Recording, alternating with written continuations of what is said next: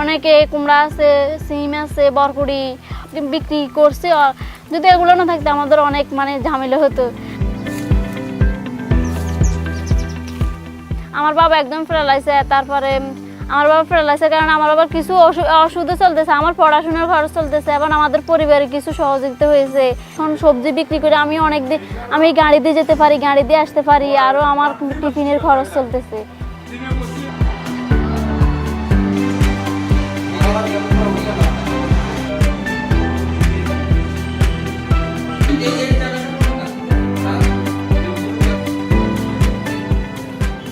আমরা তো আমাদের মতো ছেলে মেয়ে এখন মা মেয়েরা তো কাজ করা বাইরে অনেক কঠিন।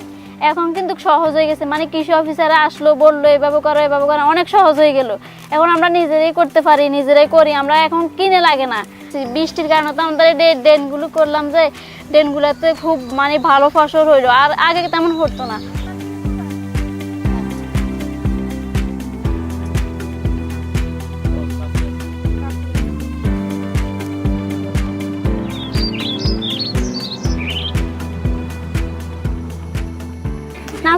আমি একজন দেশের সবাই সেবা করতে চাই, দেশের সেবিকা হতে চাই। সবাই যে আমাদের এখানে অনেকে অসুস্থতা বোধ করতেছে, অনেকে চিকিৎসার অভাবে মৃত্যুবরণ করতেছে, কিন্তু আমরা চাই এখানে আমাদের দেশটাকে অনেক উন্নত করার জন্য।